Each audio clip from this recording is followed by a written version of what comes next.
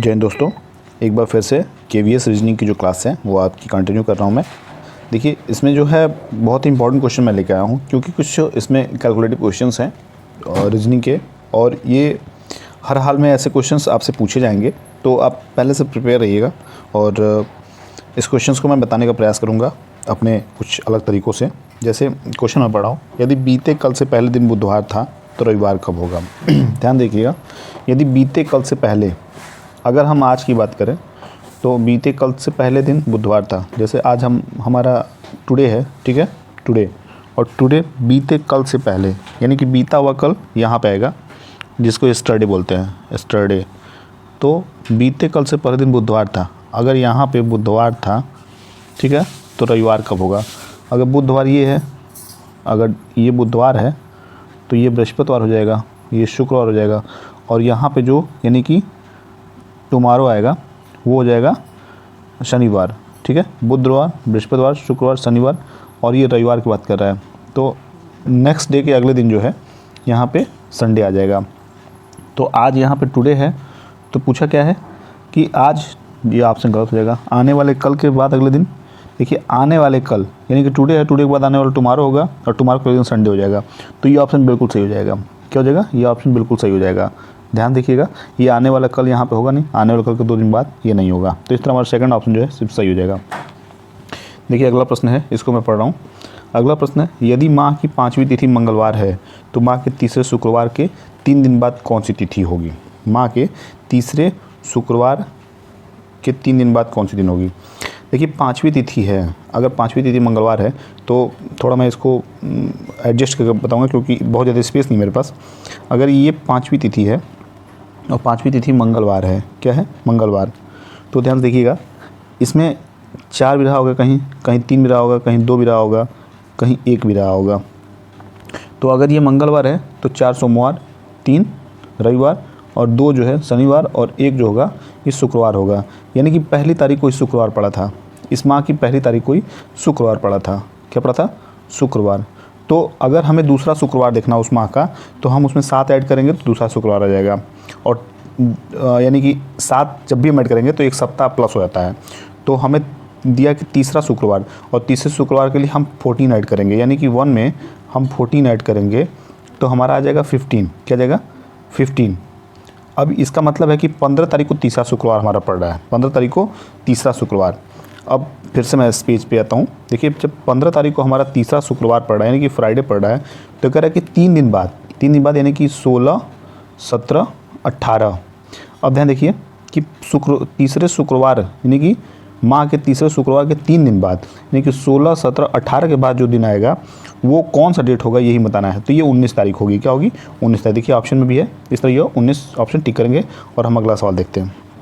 अगला सवाल है, यदि किसी माह की 23 तारीख को रविवार है, यदि किसी माह की 23 तारीख को रविवार है तो 2 सप्ताह और 4 दिन पहले कौन सा दिन पड़ेगा। 2 सप्ताह और 4 दिन पहले कौन सा दिन पड़ेगा। देखिए सीधी सी बात है कि 23 तारीख को अगर रविवार है, अगर 23 को रविवार है तो कह रहा है कि 2 सप्ताह, तो 2 सप्ताह के लिए हम सीधे पहले 14 माइनस कर लेंगे। 14 जब हम माइनस करेंगे तो इसमें से आ जाएगा यहाँ 13 हो जाएगा, 13 में से 4 गया, ये हो जाएगा 6, 3, 9, ये हो जाएगा 9। यानी कि 9 तारीख को जो है ये रविवार पड़ेगा। क्या पड़ेगा? रविवार पड़ेगा। 9 तारीख को जो है रविवार पड़ेगा। और कह रहा है कि 2 सप्ताह और 4 दिन पहले, 2 सप्ताह और 4 दिन पहले कौन सा दिन पड़ेगा। मैं दूसरे पेज फिर एक बार इसको बताऊंगा कि 2 सप्ताह यानी कि 9 तारीख को हमारा अगर रविवार पड़ रहा है तो हमें 2 सप्ताह 4 दिन पहले यानी कि 8, 7, 6, 5, 2 सप्ताह और 4 दिन पहले, यानी कि 8 को सोमवार, यहाँ पे सॉरी यहाँ रविवार है, ये शनिवार, शुक्रवार, बृहस्पतिवार, मंगलवार, ठीक है, मंगलवार हुआ। और 4 दिन पहले, इसका मतलब ये जो 4 दिन हुआ इसके पहले यानी कि 4 तारीख को। अब 4 तारीख को क्या पड़ रहा है, तो 4 तारीख को हमारा पड़ेगा बुधवार। क्या पड़ेगा? बुधवार। ये रविवार हो गया। देखिए फिर से एक बार बता रहा हूँ, ये रविवार है, यहाँ पे शनिवार, यहाँ पे शुक्रवार, यहाँ पे बृहस्पतिवार, और ये बुधवार हो जाएगा। सॉरी दोस्तों, ये 5 तारीख है ना, 4 दिन पहले की बात हो रहा है। 4 दिन पहले 5 तारीख हमारा पड़ेगा, और 5 तारीख को हमारा क्या है, 5 तारीख को हमारा बुधवार है। तो इस तरह जो बुधवार होगा ये हमें सही ऑप्शन हो जाएगा, यहाँ पे ध्यान दीजिएगा। अगला प्रश्न है, अगला प्रश्न देखिए, मैं एक प्रश्न जो सही नहीं था उसको मैं कट कर दिया हूँ, चौथे नंबर का, ये 5वां नंबर प्लस है प्रश्न है। यक्ष और वाई 2 बच्चे हैं। क्या है? यक्ष और वाई जो है ये 2 बच्चे हैं। अभी किसके बच्चे हैं ये आगे बात हो रही है। जेड जो है यक्ष का पिता है, यहाँ पे जेड जो है ना ये यक्ष का पिता है। क्या है? यक्ष का पिता है। इसका मतलब एक्स का पिता है, परंतु वाई जेड का पुत्र नहीं है। अब दोनों ये बच्चे हैं तो इसका मतलब एक पुत्र हो सकता है, एक पुत्री हो सकती है, यही हो सकता है। और जो इसमें कहा गया है कि जेड वाई जो है जेड की पुत्र नहीं है, तो पुत्र नहीं तो पुत्री हुआ, और ये जेड का पुत्र हुआ, ये जेड की पुत्री हुई। तो कह रहा वाई और जेड में क्या संबंध है?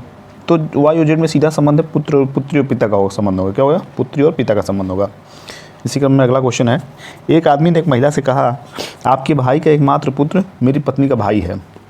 मान लीजिए एक ये महिला है, सॉरी एक पुरुष है, ये एक महिला से कहता है, क्या कहता है कि आपका भाई, यानी कि इसका भाई, ये फीमेल हो गई, ये एक मेल इसको भी कर देते हैं, इसका भाई, ये इसका ब्रदर हो गया। तो ये इससे कहता है कि आपका भाई, यानी कि आपके भाई का एकमात्र पुत्र, अब इसका कोई पुत्र होगा वो भी मेल होगा, इसका पुत्र मेरी पत्नी का भाई है, इसकी पत्नी का, यानी कि इसकी पत्नी का भाई है, इसकी पत्नी का भाई है। देखिए ऐसे क्वेश्चंस को बहुत डीप समझना होगा, क्योंकि ऐसे प्रश्न हमसे टाइम टेकन होंगे, पेपर में भी टाइम टेकन होंगे, तो हर हाल में हमें इतना मेंटली प्रिपेयर होना पड़ेगा, इसको हमें टाइम तो देना ही पड़ेगा। अगर आप इस क्वेश्चन को स्किप करना चाहते हैं तो स्किप कर सकते हैं, ऐसा नहीं है, इसमें थोड़ा टाइम लगेगा, लेकिन अगर एक बार समझ लेंगे तो उतना टाइम नहीं लगेगा। बस मेरे कहने का सेंस यही था कि एक बार समझ लीजिए अच्छे से, ताकि टाइम ज़्यादा ना लगे। एक आदमी ने एक महिला से कहा, आपके भाई का, ये भाई का एकमात्र पुत्र मेरी पत्नी का भाई है। वह महिला यानी कि कौन सी महिला? ये महिला जो है, ये महिला आदमी की पत्नी से किस प्रकार संबंधित, यानी कि जो महिला है ना, यह आदमी की पत्नी से किस प्रकार संबंधित है, यही बताना है। तो देखिए ये महिला जो है, सीधी सी बात है कि इसकी बुआ हो जाएगी। क्या हो जाएगी? इसकी बुआ हो जाएगी, क्योंकि इसका भाई का लड़का, लड़के की जो एकमात्र पुत्र है वो इसकी पत्नी का भाई है। तो इसका जब भाई हुआ तो ये बुआ हो गई, ये जो है ये बुआ हो गई। क्या हो गई? बुआ। अगला प्रश्न है, अगला प्रश्न, सुनीता लड़कियों की पंक्ति में दोनों छोरों से 11 स्थान पे है। सुनीता जो है लड़कियों की पंक्ति में दोनों छोरों से, अगर इधर से भी बात करें और इधर से भी बात करें तो 11वें स्थान पे है। इसका सेंस यही है कि 10 लोग इधर पहले बैठे हैं और 10 लोग इधर बैठे हैं। इसका सेंस यही है, और कुछ तो सेंस हो नहीं सकता है, क्योंकि अगर 11वें इधर से 11वें इधर से है तो 10 इधर और 10 इधर। तो ध्यान देखिए उस पंक्ति में कितनी लड़कियां हैं, तो इसको जोड़िए, 10 ये और ये जो एक बीच में बच रहा है जो दोनों तरफ से सेम जगह पे कॉमन है, तो 10 10 20 और 21, यानी कि 21 ऑप्शन सही हो जाएगा।